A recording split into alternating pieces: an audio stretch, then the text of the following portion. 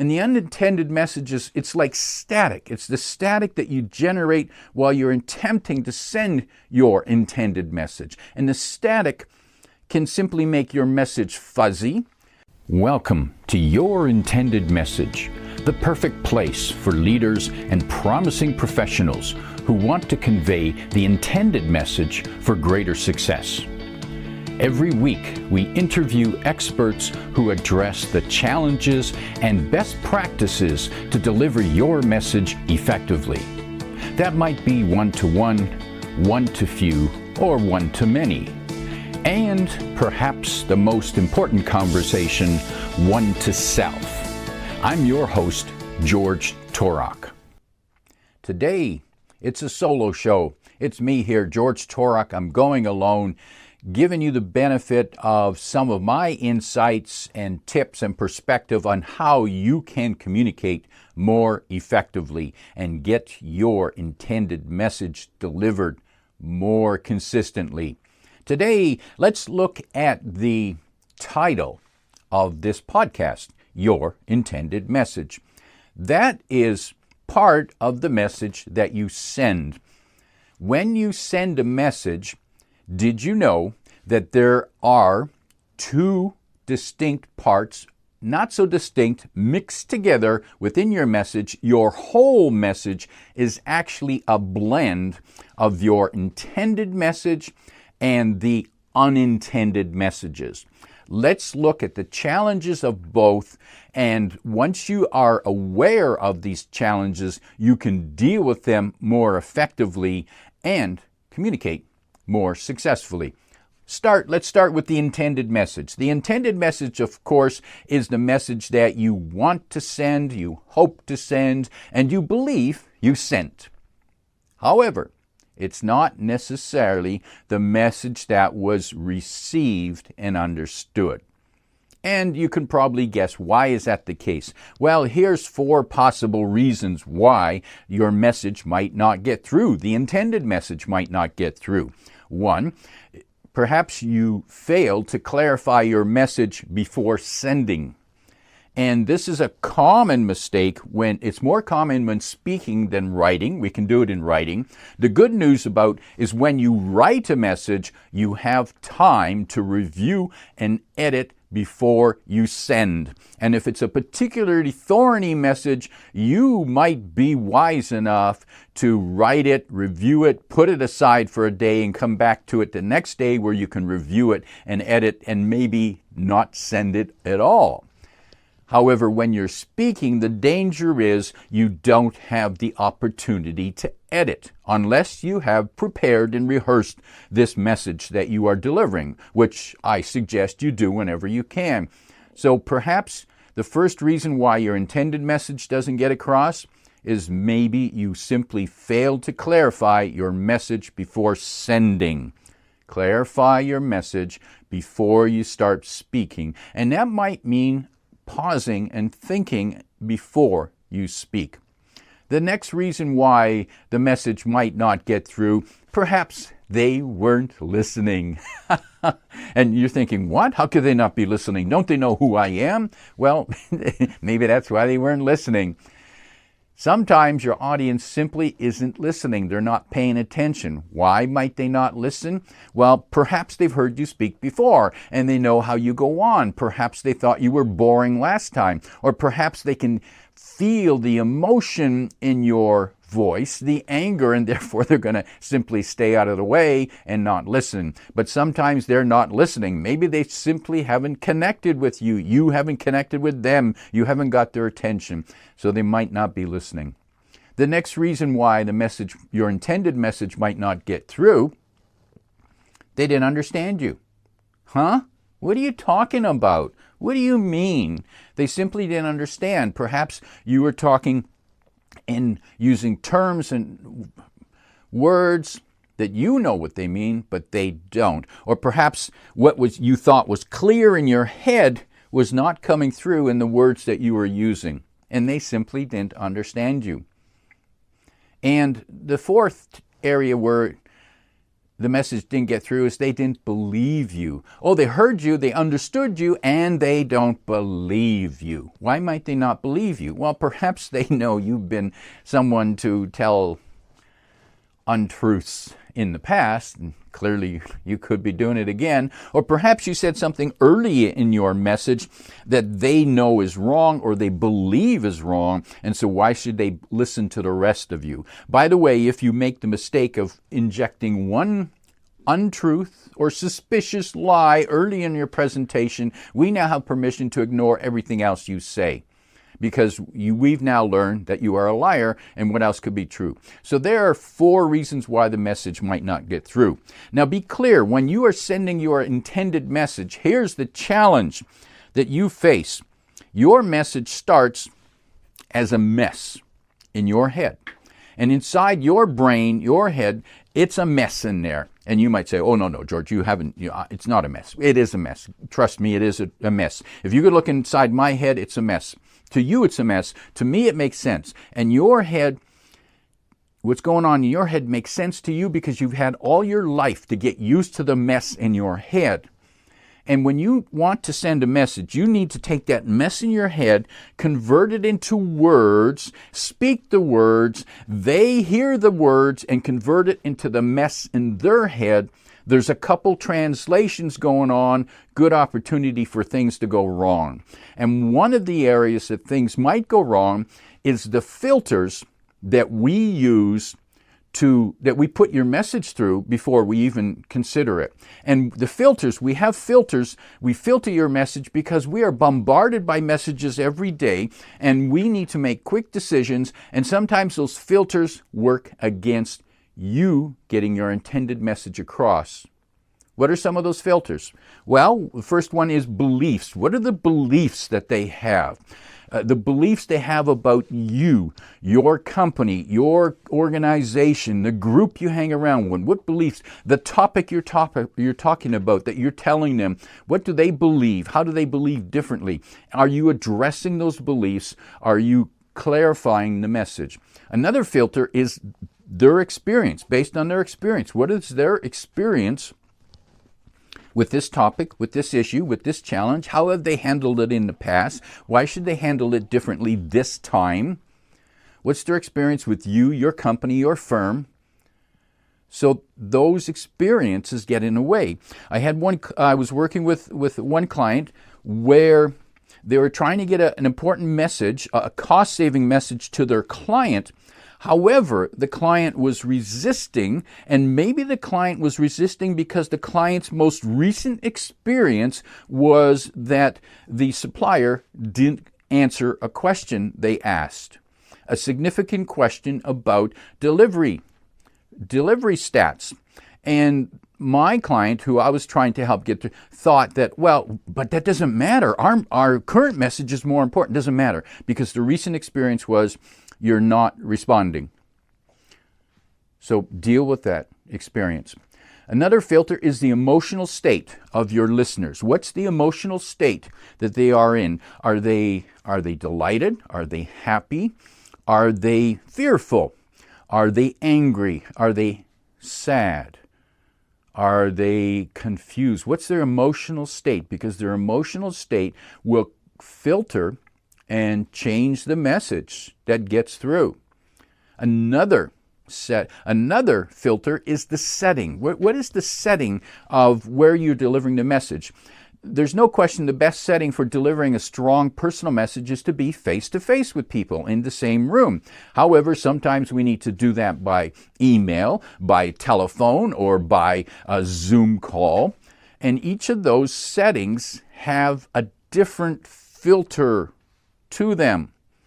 When we're in the room, we can see you, we can hear you. When we're on the phone, we can hear you. When we're on Zoom, we can see you and hear. We can see you partly, and we're filtering, the messages filtered through this computer screen, which is a filter. Another filter is the perspective. What is their perspective? What is the frame through which they are viewing and receiving your message? Closely related to that is what about recent events? Recent events, which you may or may not have any control of, can have an impact on your intended message. And I'll give you an example of that. For example, if you're speaking at a company, say it's an annual company sales, the big corporate sales meeting, and it's your turn to speak, and just before you spoke, they heard the results from last year and the numbers were phenomenal. We exceeded all the targets and people are getting their bonuses and they're going on a trip to Hawaii to celebrate. Well, they're in a certain state of mind. They're going to be far more open to whatever comes next. On the other hand, imagine if it was just the opposite. They received the numbers from last year. The results were dismal. There's no bonus. In fact, not only is there no bonus, but every manager's been instructed to cut staff. Now it's your turn to speak. How well are you going to be able to get your intended message through? So those are some filters: beliefs, experience, emotional state, setting, perspective, and recent events. Those are only some of the filters that your intended message must survive to get through. What about the other messages that you're sending? But you say, well, I'm not sending any other messages. Well, yes, you are always conveying unintended messages. The secret is to at least be aware of them as much as possible and trying to mitigate these unintended messages. And the unintended messages, it's like static. It's the static that you generate while you're attempting to send your intended message. And the static can simply make your message fuzzy. It could annoy people. It could even overpower and contradict your intended message. Whoa. So I think we better pay attention to the unintended messages.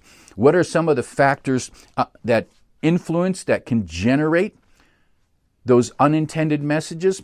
Well, there's several. And I've got 9 right here, and I'll tell you quickly what they are. The first one is vocabulary. Your vocabulary, your choice of words, sends unintended messages. Are the words you're using, are they understood? Are you using over cumbersome words? Are you using street slang? Are you swearing? Are you just using totally inappropriate locker room language? Those words send a message, an unintended message about you, and that can harm and sabotage your intended message. The next element that can have, next factor that can generate unintended messages is the grammar, which is similar to vocabulary. The grammar you use. Do you demonstrate that you understand proper grammar without being, and yes, everyone is allowed to make little mistakes. Remember, by the way, the more people know and trust and like you, the more the flaws they will forgive you. But people who don't know you don't have the chance to forgive you. So do be aware that your grammar can have an effect. The third factor for generating unintended messages is body language. And body language isn't really a language, it's more like a code, because we need to decipher what your body is saying to us. And so you might feel comfortable, but if you look uncomfortable, if you look nervous, then we assume you are nervous for a reason, because you're hiding something. Or if you talk about how confident you are, but you don't look confident, when there's a conflict between what we see and what we hear, we tend to believe what we see. The next element is voice. Your voice can supplement, can support your intended message, or it could send unintended messages of its own. For example, when you make a statement, do you end with inflection so that you make it sound like a question? Of course, I'm sure. Yes, I know the results. Is it a question or is it a statement? Is your voice choppy? Is it fast-paced? You think you want to just get this done and give it real quick, but you're speaking so fast we can hardly hear the words and form the ideas, and you sound nervous and high-pitched, and we're thinking, whoa, you're not comfortable with this message at all. There must be something wrong with the message. I don't believe it. Another factor is the method of delivery, which is similar to the setting that we talked about with the intended message. The method of delivery. How are you sending this message? How important is this message? Is it worthy of is it an email? Is it a letter, a formal letter? Will you have a phone call? Will you deliver this message over a coffee meeting? Or will it be in the boardroom? And the settings make a difference. Another element is your apparent emphasis on your message. Now you might think, well, I'm not emphasizing anything. I'm just saying it so they can hear me. But depending on the phrases you use, the body language, where is the emphasis on the message? Are you emphasizing the right parts, the key parts of the message, or the wrong parts? Another factor for creating unintended messages is, what did you leave out? What's the missing information? What question in our mind hasn't been answered? And yes, you don't want to overload people with information, no question. However, if you are speaking and you raise a question that they are now focusing on, they're not listening to the rest of your message because you haven't answered a question that you might have raised. So look for those doors that you've presented them, but you haven't opened and shown them what's behind that door. Because if you mention the door, therefore the door is relevant, and what's behind the door is also relevant. So don't mention a door, an idea, a concept, unless it's worth clarifying. Another element to contribute to unintended messages is the level of engagement. What's the level of engagement you have with your audience? Are you simply reading slides or reading from a text? Or are you engaging them with the information, the relevance, and therefore emphasizing and strengthening your intended message? And finally, the ninth element that can generate unintended messages are the distractions. Now, there can be distractions if we're on a Zoom call. There's lots of distractions for them that you can't control that much because you don't know what they're doing on the other screen, the other monitor, or checking on their desk. When we're in the room, is the room set up? Is there distractions in the room? And the biggest distractions for you to be aware of is the distractions within their mind, because they're listening and they're asking questions, and in their mind, so what does that mean? What does that mean to me? So what? What comes from this? And if you haven't addressed those distractions, they go on those tangents and you lose your intended message. So there are some of the factors that can generate unintended messages. The key message for you is to be aware that you're not only sending an intended message, but there is also unintended messages that attach themselves to your intended message, and you want to mitigate those unintended messages as much as possible. So there you have some ideas on how to package your intended message and how to mitigate the unintended message. Those are some ideas so that you can be more successful when you speak. If you're looking for more ideas on how to present yourself more effectively, make sure you receive the weekly Superior Presentation Tips, and you can sign up for that at the website toroktips.com, and you can find that link in the description below. So here are some ideas. I welcome you to come back every week to hear. Most of the time I'm interviewing communication experts from around the world. So far we've had guests from 13 countries, and which gives us tremendous perspective and the opportunity to bring to you useful ideas to help you in whatever format you're sending your message to get your message across the intended message delivered successfully. If you like what you heard, tell your friends and post your 5-star review on Apple Podcasts, because that helps more listeners find us. Come back every week for more practical insights to help you deliver your intended message. I'm your host, George Torok.